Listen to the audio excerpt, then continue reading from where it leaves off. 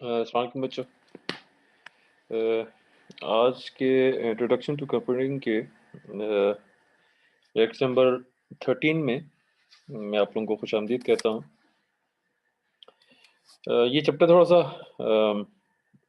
ज़रा लेंथी है, इसलिए इसमें थोड़ा सा टाइम लग रहा है, और क्योंकि बहुत ज़्यादा ही इम्पोर्टेंट ये एक चैप्टर है, जिसमें मैं चाहता हूँ कि चीज़ों को काफ़ी ब्रीफली अगर हम इसको डिस्कस कर सकें तो हम करें, इन लेक्चर्स में इसको कवर करें। तो आज का जो लेक्चर है, इसमें एक्चुअली हमने एक बहुत ही एक इम्पोर्टेंट टॉपिक को एक्सप्लेन करना है कि हम किस तरह अपने कंप्यूटर की परफॉर्मेंस को बेहतर कर सकते हैं, हम उसको ऑप्टिमाइज़ कर सकते हैं कि हमारा कंप्यूटर जौन-सा है, जब डिफरेंट उसमें प्रोग्राम्स जब रन होते हैं, या विदिन द टाइम जब हम उसको यूज़ करते रहते हैं, तो एक टाइम आता है अम, कि वो कंप्यूटर जौन-सा वो स्लो होना शुरू हो जाता है। तो हम कैसे अपने कंप्यूटर को अ अ, उसको ऑप्टिमाइज़ कर सकते हैं, उसको स्लो कर सकते हैं। तो वो चीज़ हमने देखनी है। बेसिकली अगर हम अपने कंप्यूटर को अ अ, मुख्तलिफ़ तरीकों से अगर हम सीखें कि यार हम कैसे उसको जो कंप्यूटर्स के जो अंदर अंदर जो डिफरेंट जो आपकी जो डिस्क लगी हुई हैं, उनको हम कैसे उसको यूटिलाइज़ करते हुए, उसके डाटा को यूटिलाइज़ करते हुए हम अपनी कंप्यूटर की परफॉर्मेंस को ऑप्टिमाइज़ कर सकते हैं। तो आज के लेक्चर में हमें वो चीज़ें देखनी हैं। कुछ हमने मेथड्स देखने हैं कि किन मेथड्स को यूज़ करते हुए अगर हम उसको उन मेथड्स को रन करते हैं, कुछ बिल्ट इन है, कुछ आप इंटरनेट से डाउनलोड भी कर सकते हैं, जिनको यूज़ करते हुए हम अपने जो सिस्टम है उसको उसकी परफॉर्मेंस को इम्प्रूव कर सकते हैं। तो विद रिस्पेक्ट टू टाइम जो हो पीसी की जो परफॉर्मेंस होती है वो स्लो हो सकती है। ये ज़्यादातर ये जो सी चीज़ें होती थी, जो सिस्टम का स्लो जो हो जाना था, वो जो हो जाता था बहुत जल्दी, वो ज़्यादातर ओल्ड जो से पीसीज़ थे, ओल्ड जो सिस्टम्स थे, उसमें ज़्यादा होता था।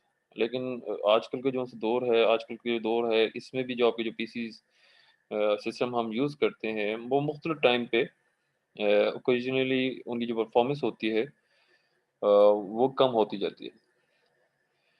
अ, तो मतलब इस सूरत-ए-हाल में जो अपने जो कंप्यूटर जो-सा होता है, वो मुख्तलिफ रीज़न्स की वजह से किसी भी अगर फॉर एग्ज़ाम्पल हम उस वक़्त कोई डॉक्यूमेंट को सेव करना चाहते हों या किसी डॉक्यूमेंट को लोड करना चाहते हों, तो हमारी जो क सिस्टम की जो परफ़ॉर्मेंस होती है, वो कुछ टास्क के लिए वो स्लो होना शुरू हो जाती है।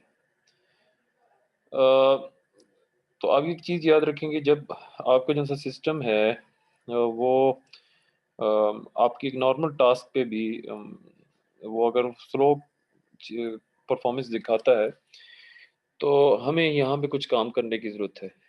हम कहते हैं कि हमें कुछ डिस्क मेंटेनेंस करने की ज़रूरत है, जो हमारे सिस्टम की परफ़ॉर्मेंस को बेहतर कर सके। ये एक प्रॉब्लम है, जो मुख्तलिफ़ मेथड्स को यूज़ करते हुए हम उसको रिड्यूस कर सकते हैं। अ, अगर एक जो सिस्टम है, वो बहुत ज़्यादा यूज़ होता है, तो उसको उस यूसेज के रूटीन तौर पर उसकी डिस्क की मेंटेनेंस, या जिसको हम दूसरे अल्फाज में डिस्क ऑप्टिमाइजेशन कहते हैं, उसका होना लाजमी है।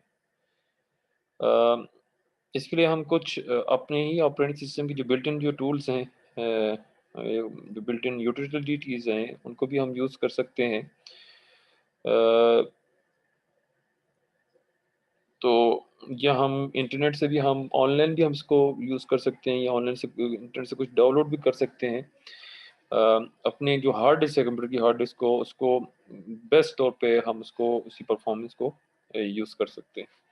अगर हम इसको प्रॉपर तौर पर इसकी जो डिस्क मेंटेनेंस है वो हम साथ-साथ कर लें।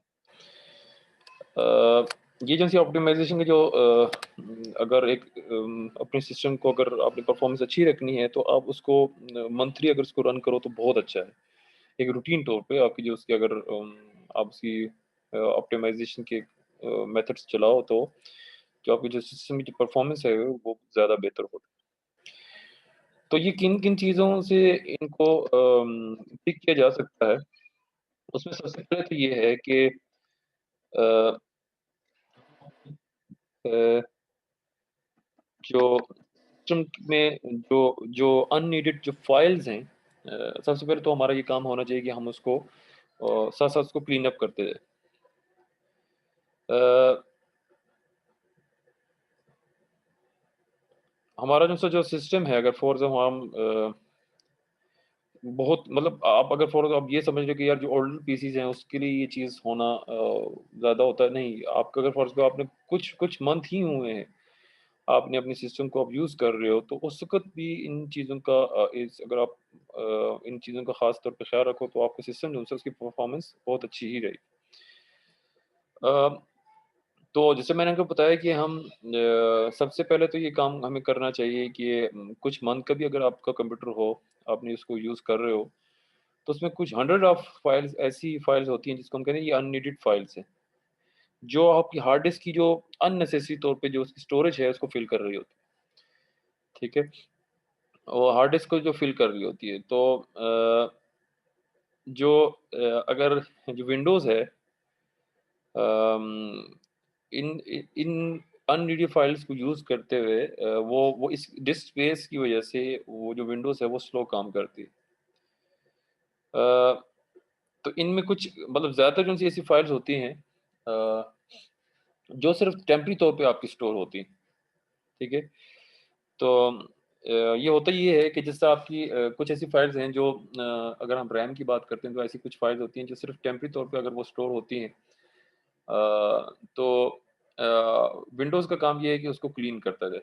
लेकिन बाज़ औक़ात होता ये है कि किसी वजूहात की वजह से ये आपका सिस्टम जो है वो अचानक बंद हो जाए या किसी भी वजह से काम की लोड की वजह से जो सिस्टम है जो विंडोज़ है वो उसको सही तरह प्रॉपर तरीके से उसको क्लीन नहीं कर पाता। तो जैसे मैंने आपको बताया कि सिस्टम जो-सा है जो विंडोज़ है उसको प्रॉपर तरीके से अगर हम उसको बंद नहीं करते, कुछ हमारी गलती से भी हम अचानक उसको बंद कर देते हैं, ये बटन हमारा मतलब हम चाहते नहीं भी हैं लेकिन वो बंद हो जाता है। तो उस तरीके में हमें जो-सी ऐसी जो-सी अननीडेड जो फाइल्स हैं, उनको हमें खुद से ही उसको डिलीट करना पड़ता है। क्योंकि अगर हम उसको डिलीट नहीं करते तो जब भी हम विंडोज़ में कोई काम करते हैं या उसमें कोई डॉक्यूमेंट्स को सेव करते हैं या उसको अपडेट करते हैं, तो विंडोज़ इन जो अननीडेड फाइल्स हैं, उनमें से भी गो थ्रू होता है, ठीक है? तो उसको वो प्रॉपर तरीके से उसको डिलीट नहीं कर पाता। तो उस टाइम पे मतलब हम ऐसी जैसी फाइल्स हैं जो अननीडेड हैं, इन फाइल्स को हम कहते हैं टेम्परेरी फाइल्स, ठीक है? अ, ये जो सी टेम्परेरी फाइल्स हैं ये डिफरेंट वर्जन्स में डॉक्यूमेंट्स की वर्जन्स में ये हम अगर फॉर एग्ज़ाम्पल कोई काम-शाम कर रहे होते हैं, कोई टास्क कर रहे होते हैं, तो ये उसमें ये अम, इसकी स्टोरेज कैपेसिटी की वजह से जो है सो हमारा जो अपना जो-सा काम जो इम्पोर्टेंट काम होता है, वो स्लो डाउन हो जाता है। तो ऐसे भी होता है कि मतलब ये जो अनरीड फाइल्स हैं अ जब हम वेरियस वर्ज़न की आपकी डॉक्यूमेंट्स को जब हम सेव करते हैं, उस वक़्त भी क्रिएट हो सकती हैं। जब हम कुछ फाइल्स प्रिंटिंग के लिए भेजते हैं, तो उस वक़्त भी फाइल्स या टेम्परेरी फाइल्स क्रिएट हो सकती हैं। या हम ऑटोमेटिक बैकअप जब करते हैं डाटा का, उस वक़्त भी ये फाइल्स क्रिएट हो सकती हैं। अ, और ज़्यादातर ये यानी विंडोज़ ये ऐसी फाइल्स को हमेशा ही सेव करता है एज़ अ टेम्परेरी तौर पे जिन फाइल्स के साथ जो एक्सटेंशन होती है .tmp होती है। टेम्परेरी से टीएमपी की फाइल जैसे होती है उनको अपनी डिस्क की डिफरेंट लोकेशन में उसको सेव कर देता है। जिसकी वज़ह से जैसे ये जो हार्ड डिस्क होती है, ये टेम्परेरी तौर पर फ़िल अप होती जाती है। इसके अलावा भी जो आपकी जो इंटरनेट जब आप इंटरनेट यूज़ करते हो तो इंटरनेट की जो फाइल्स होती हैं या वेब ब्राउज़र को आप यूज़ कर रहे होते हो उस वक़्त भी ऐसी कुछ फाइल्स होती हैं जो टेम्परेरी तौर पे आपके सिस्टम में साथ-साथ स सेव हो रही होती हैं। तो इस चीज़ को अगर फॉर एग्ज़ाम्पल आप मतलब आपको पता नहीं चले कि आपकी वो कहाँ पे वो फाइल्स हैं कौन-सी है जो अननीडेड हैं वो पड़ी हुई हैं आपको एक-एक करके नहीं करना क्योंकि जो जितने भी जो सिस्टम्स हैं आजकल आप यूज़ भी करते हो, तो उसमें एक एक ख़ास तौर पे एक बिल्ट इन एक यूटिलिटी है जिसकी बेसिस पे आपका जो सिस्टम है वो क्लीन अप हो सकता है, ठीक है? उसमें जो अननीडेड फाइल्स हैं या डॉट टीएमपी की जो फाइल्स हैं, उसको सिस्टम खुद ही लोकेट करके उसको क्लीन अप कर देगा। वो आपको ये भी बताएगा कि इसमें कुछ ऐसी फाइल्स भी हैं जो बहुत अरसा हो गया है जिसको आपने यूज़ नहीं किया, तो उसको भी वो क्लीन करता है। तो ऐसी फीचर्स को मतलब आप उसमें अपने कंप्यूटर पे भी देख लेना, इसको हम कहते हैं डिस्क क्लीनअप प्रोसेस है। आप जस्ट कमांड प्रॉम्प्ट में जाके सर्च करो, इसमें लिखो डिस्क क्लीनअप की अगर करते हो या स्टार्ट मेन्यू में जाके इसको सर्च करो तो आपको डिस्क क्लीनअप की एक नाम से एक यूटिलिटी मिल जाएगी, जो आप बहुत क्विकली कुछ टाइम को यूज़ करती है, वो टेम्परेरी फाइल्स को फाइंड करता है और बहुत क्विकली तौर पे उसको वो रिमूव करता है हमारे डिस्क के अंदर से। ये जो सा प्रोसेस है ये बहुत कम ही टाइम लेता है, कुछ फ्यू मिनट्स आपका लेता है, जो आपकी जो 100 ऑफ मेगाबाइट्स जो आपकी जो वेसिड स्पेस है किसी भी एक एवरेज हार्ड डिस्क के अंदर उसको जो स्पेस है उसको वो सेव करता है, उसको वेस्ट होने से बचाता है। जो दूसरा तरीका जो-सा ये है कि क्लीनअप फाइल्स के अलावा अगर हम सिस्टम को ऑप्टिमाइज़ करना चाहते हैं, तो इसमें जो दूसरा जो-सा तरीका है वो ये है कि हम अपने डिस्क को स्कैन करें एरर्स के लिए। उसमें क्या है आइए उसको देखते हैं। उसमें बेसिकली क्या है कि ये थोड़ा-सा एज़ कम्पेयर टू जो स्कैन डिस्क है अम, अच्छा इससे पहले मैं एक और चीज़ मैं थोड़ा-सा भूल गया पिछली स्लाइड में जिसमें मैंने आपको बताया था कि डिस्क को क्लीन करना अगर आप क्लीन करना चाहते हो, उसमें एक और चीज़ भी ये है कि आप जैसे मैंने आपको बताया कि अननीडेड जो फाइल्स हैं जिसको आप डिस्क क्लीनअप के यूटिलिटी को यूज़ करते हैं, उसको सेव भी उसको रिमूव भी कर सकते हो। तो आपको इस प्रोसेस को तकरीबन अगर सही तरह अगर आप चाहते हो कि अपने डिस्क को अपने सिस्टम को मेंटेन रखना चाहते हो, तो वन्स अ वीक आप इसको एटलीस्ट एक वन्स अ वीक इसको इस डिस्क क्लीनअप का जो प्रोसेस है उसको लाज़मी चलाओ। अ वरना 2-20 के बाद आप इसको प्रोसेस को चलाओ। आप जितना अच्छा चलाओगे, जितना इसको मतलब इतना भी नहीं कि रोज़ाना बुनियाद पे आप इसको चलाओ, हफ्ते में 1 दफ़ा इसको चलाओ तो आपका जो सा सिस्टम है वो सही परफ़ॉर्मेंस दिखाएगा। इसके अलावा आपकी जो हार्ड डिस्क में ऐसे भी कुछ प्रोग्राम्स हैं जिसको आपको यूज़ करने का कोई प्लान नहीं है। तो हम उसको आप सब जानते हो कि अनइंस्टॉल भी आप उसको कर सकते हो। या आप इसको रिमूव भी कर सकते हो। जैसे आप स्टार्ट मेन्यू में जाके अगर आपके पास किसी भी प्रोग्राम के साथ उसके अगर कोई भी आपने प्रोग्राम यूज़ किया हुआ है, पड़ा हुआ है, तो उसके साथ अगर अनइंस्टॉल की ऑप्शन है, तो आप उसको अनइंस्टॉल वहाँ से भी कर सकते हो। इसके अलावा आपके पास ऐड और रिमूव की आपकी utility programmes add and remove utility के नाम से एक प्रोग्राम की यूटिलिटी मौजूद है, जिससे आप प्रोग्राम को अनइंस्टॉल या रिमूव कर सकते हो। वापस आते हैं स्कैनिंग के फॉर द एरर्स को अगर हम डिस्क को करें एज़ कम्पेयर टू जैसे मैंने आपको पहले बताया कि ये तो सब प्रोसेस से थोड़ा-सा लंबा सा है लेकिन एक इतनी बड़ी जीबी की या टेराबाइट की अगर आप हार्ड डिस्क को या अपने कंप्यूटर की परफॉर्मेंस को अच्छा तरह करना चाहते हो तो अगर इसको थोड़ा-सा अगर हम उसको टाइम दे भी दें एरर्स को स्कैन करने के लिए तो वो हमारे लिए बहुत अच्छा हो। तो डिस्क की परफॉर्मेंस को ऑप्टिमाइज़ करने के लिए ये एक अलग एक तरीका है as compared to cleaning the disk को। अ, इसके ज़रिए हम डिस्क के एरर्स को स्कैन कर सकते हैं, इनको हम फिक्स कर सकते हैं और पॉसिबली हम इसको यानी ये जो एरर्स जिस डाटा के अंदर मौजूद है, उस डाटा को हम रिकवर भी कर सकते हैं या ऐसा डाटा जिसकी वज़ह से जो डाटा जो लॉस्ट हुआ है इन एरर्स की बेसिस पे, हम उसको रिकवर भी कर सकते हैं, ठीक है? जो करप्टेड जो डेटा होता है इन एरर्स की बेसिस पे आपका जो सा डेटा है वो लॉस भी हो सकता है, वो करप्ट भी हो सकता है। तो आप इस प्रोसेस को यूज़ करते हुए डिस्क को उसको करप्टेड डेटा को आप रिकवर भी कर सकते हो। ये जो सा डिस्क एरर होता है, इसकी बेसिस पे आपको जो डिस्क फिज़िकली जो आपकी जो सर्विस पे है, एक एक कहते हैं कि बैड स्पॉट बना देता है।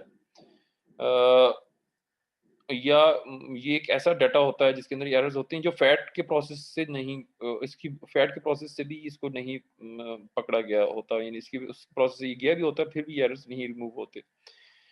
तो प्रोसेस थोड़ा-सा लंबा-सा है, लेकिन आप इसकी बेसिस पे आपके अपनी डिस्क के अंदर से जितनी भी जो एरर्स हैं उसको स्कैन कर सकते हो। हम उसको फिक्स कर सकते हैं और इसकी बेसिस पे उसको रिमूव कर सकते हैं और उसको जो जो डिस्क की जो परफॉर्मेंस है उसको हम इम्प्रूव भी कर सकते हैं। तो हमारे सिस्टम के अंदर नए हैं वो, ये पुराने हों, उसके अंदर आपकी डिस्क स्कैनिंग यूटिलिटी मौजूद है। या इसके अलावा भी आप कुछ जो डिस्क स्कैनिंग की जो यूटिलिटीज़ हैं, वो आप मार्केट से या ऑनलाइन स्टोर से भी उसको आप डाउनलोड कर सकते हैं। तो इसको अगर हम मंथली हम करें डिस्क को अगर हम स्कैन करें तो आपकी सिस्टम को इसकी परफॉर्मेंस को अच्छा कर सकता है। इसके बाद जो सब डिस्क को ऑप्टिमाइज़ करने का जो एक तरीकाकार है, बहुत ही एक फ़ेमस तरीका है जिसको हम कहते हैं डिफ्रैगमेंट डिस्क, ठीक है? अब बेसिकली फ्रैगमेंट पहले तो ये पता होना चाहिए कि फ्रैगमेंट क्या चीज़ है, ठीक है? जो एक मैग्नेटिक डिस्क होती है उसके सरफेस के ऊपर आपके जो डाटा है वो फ्रैगमेंट्स में है, पीसेस में। फ्रैगमेंट्स कहते हैं पीसेस में। वो डिफरेंट लोकेशन में पड़ा होता है, ठीक है? जब भी मतलब बाज़ औक़ात ऐसा होता है कि जब भी हम एक फ़ाइल को अपने कंप्यूटर के अंदर उसको स्टोर करने की कोशिश करते हैं, तो वो एक डिफरेंट सेक्टर्स के अंदर डिस्क के सरफेस के जो सेक्टर्स हैं, उसके डिफरेंट सेक्टर्स के अंदर वो स्टोर हो जाता है। अगर हम दूसरे अल्फ़ाज़ में हम इसको देखें कि हम मतलब मेरे कहने का मतलब ये है ये जो फ़ाइल्स की जो पीसेस होते हैं, ये बिखर जाते हैं, डिफरेंट सेक्टर्स के अंदर। डिस्क के डिफरेंट सेक्टर्स के अंदर आपकी जो फ़ाइल्स की जो पीसेस हैं, वो स्कैटर्ड हो जाते हैं। तो जब भी हम किसी फ़ाइल को मॉडिफ़ाई करना चाहते हैं, क्रिएट करना चाहते हैं, कॉपी करना चाहते हैं या डिलीट करना चाहते हैं, या अगर दूसरे अल्फ़ाज़ में हम कहें कि इसको अनइंस्टॉल या इंस्टॉल करना चाहते हैं किसी भी वक़्त, तो जो हमारी जो फ़ाइल्स होती हैं, वो फ्रैगमेंट हो जाती हैं, ठीक है? लेकिन एक ख़ास बात हमारे ऑपरेटिंग सिस्टम की ये है कि ये जितने पीसेस में भी ये फ्रैगमेंट होती है, हमारा जो सा सिस्टम जो विंडोज़ है, जो ऑपरेटिंग सिस्टम है, वो इसका एक रिकॉर्ड अपने पास रखता है कि यार ये जो पीस हमारी जो फ़ाइल का मुख्तलिफ जगह स्कैटर्ड हुआ है, तो ये कहाँ-कहाँ पे पड़ा है, इसका एक पूरा एक लॉग मेंटेन रखा जाता है। तो लेकिन एक चीज़ का ख़ास तौर पे ख़्याल कि जितना आपका जो सा सिस्टम होगा, वो जितनी इसमें फ्रैगमेंटेड फ़ाइल्स होंगी, उतना ही जो सा सिस्टम है, वो आपका स्लो परफ़ॉर्मेंस दिखाएगा। क्योंकि एक कॉमन सेंस की चीज़ है कि एक फ़ोर्स रूम में एक डाटा मतलब मैं तो एज़ अ यूज़र मुझे नहीं पता। मैं जस्ट उसको सर्च करता हूँ कि यार मेरा जो-सी ये फ़ाइल है, वो कहाँ पड़ी हुई है। लेकिन एज़ अ कंप्यूटर जैसे मैंने आपको बताया कि इसकी जो पीसेज़ हैं, वो डिफरेंट लोकेशंस पे, डिफरेंट सेक्टर्स पे स्कैटर हो जाते हैं। तो जब कंप्यूटर इसको फाइंड करने की कोशिश करता है, तो as compared to normal time ये टाइम ज़्यादा लगाता है। या अगर हम इसको लोड करना चाहते हैं, तो वो ज़्यादा टाइम लगाता है इन फाइल्स को एज़ कम्पेयर टू एक नॉर्मल एप्लीकेशंस के। तो हमारे विंडोज़ में उसके अंदर अगर हम इस इन फ्रैगमेंट्स को एक जगह पे इसको इकट्ठा रखना चाहते हैं, तो उसका एक प्रोसेस है जिसको हम कहते हैं डिस्क डिफ्रैगमेंटेशन सॉरी, ठीक है? इस यूटिलिटी को हम कहते हैं या डिस्क फ्रैगमेंट डिफ्रैगमेंटर भी हम इसको कहते हैं। तो इसको एक बिल्ट इन यूटिलिटी भी है या ऑनलाइन भी आप इसको डाउनलोड कर सकते हो। ये क्या करता है ये आपकी जो स्टोरेज है ये आप देखो इस इमेज में आपको नज़र भी आ रहा है कि इसका सी का जो-सा है वो डिफ्रैगमेंटेशन का प्रोसेस चल रहा है। आप इसको स्टार्ट मेन्यू में जाके इसको देख भी सकते हो। इसको सिर्फ़ आपने हर जो भी आप डिस्क स्पेस पे डिफ्रैगमेंटर करना चाहते हो, तो आप इस पे अप्लाई कर सकते हो।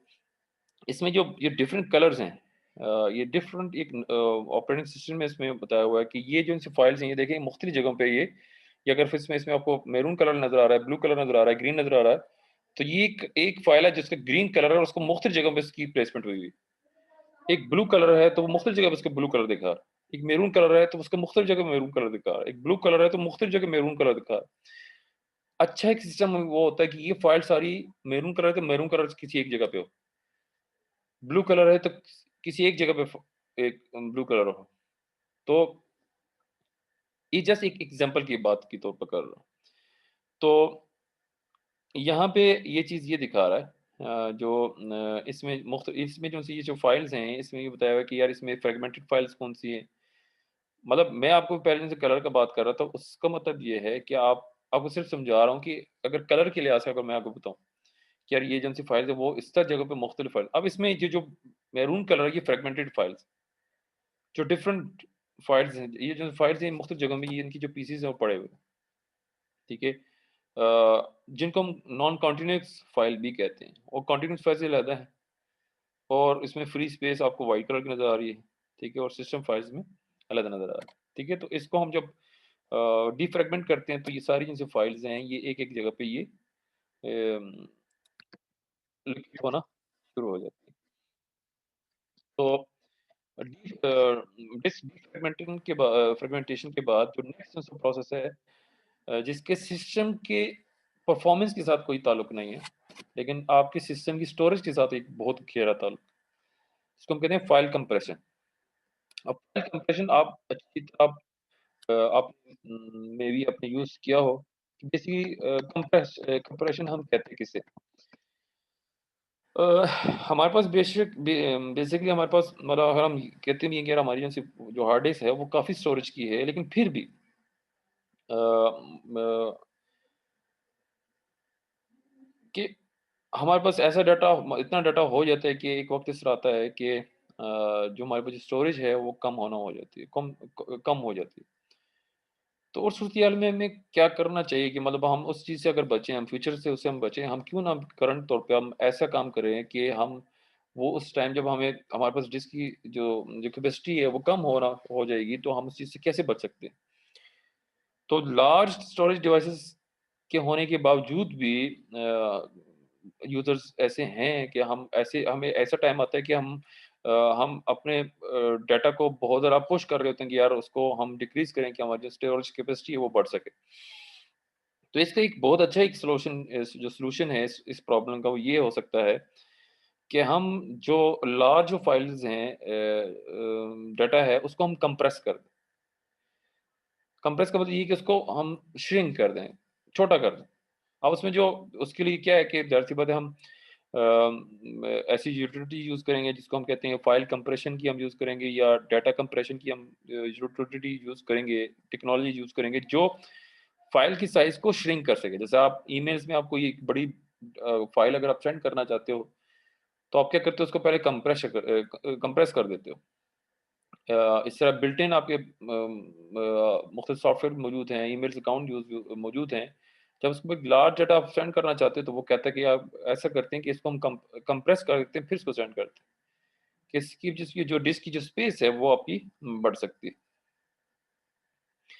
तो होता क्या है कि इसकी बेसिस पे जब हम उस फाइल को श्रिंक कर देते हैं, ये फाइल कंप्रेशन की टेक्नोलॉजी को यूज़ करते हुए, तो ये क्या होता है कि ये हमारे जो डाटा है, उसको फ्री उसकी जो डिस्क है, उसमें उसकी जो स्पेस है, उसको हम काफ़ी उसकी स्पेस जो है, वो उसको फ्री कर देते हैं। जैसे मैंने आपको पहले बताया कि ये जौन-सी फ़ाइल कंप्रेशन जौन-सी है, ये आपकी मतलब ज़रूरत इस वक़्त नहीं पड़ती कि हम इसको इसकी बेसिस पे हम जो डिस्क की परफ़ॉर्मेंस है, उसको बेहतर कर सकें। बल्कि इससे ये होता है कि ये जो डिस्क की जो स्टोरेज है वो बढ़ा देता है, ठीक है? ये चीज़ भी नहीं होती कि डिस्क की परफ़ॉर्मेंस अच्छी हो और ना हम डिस्क की एक्सेस टाइम को हम बेहतर कर सकते हैं, ठीक है? हम सिर्फ़ इससे क्या कर सकते हैं, हम इससे अ अ, हम अपनी जो फ़ाइल्स की जो स्टोरेज कैपेसिटी है डिस्क की सॉरी, वो हम उसको बढ़ा सकते हैं। अ, अब अब ज़ाहिर-सी बात हमारे पास तो एंटायर अगर ये इसका अगर हम उसको भी करना चाहें जो एंटायर अगर हम उसके लिए करना चाहते हैं अम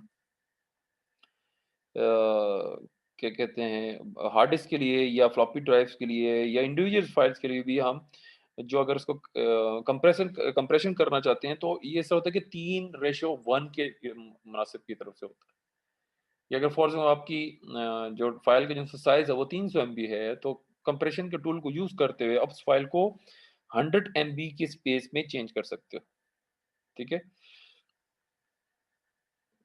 तो ये डाटा क्या कर देता है, ये स्क्वीज़ कर देता है। ठीक है? इंटू स्मॉलर चंक्स के अंदर। ठीक है?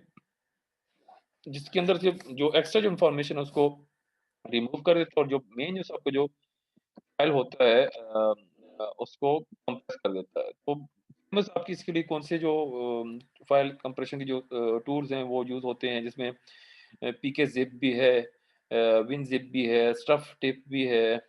ये कुछ फ़ेवरेट जो हैं वो आपके अ अ विनरार भी है जिसमें ऑप्टिमाइज़ेशन यानी फाइल कंप्रेशन के लिए ये टूल्स हैं। ये यूज़ होते हैं। ये देखिए आपकी ये बिनज़िप आपको ये कुछ फाइल्स हैं उनको जो ओरिजिनल जो डिस्क थी वो आपको 763 केबी की ऑन डिस्क थी। जब इसको हमने विनज़िप को यूज़ करते हुए इसको जो कंप्रेस किया तो इसकी जो फाइल की जो साइज़ आ गया वो कितना आ गया 157 केबी में पहुँच गया। तो कितना आपका डिस्क सब कुछ सेव कर रहा है। आप इसको मज़ीद भी इसको कंप्रेस कर सकते हो। ठीक है? तो इंशाल्लाह आपसे नेक्स्ट लेक्चर में आपसे मुलाकात होगी। आज के लिए इतना ही। खुदा हाफ़िज़।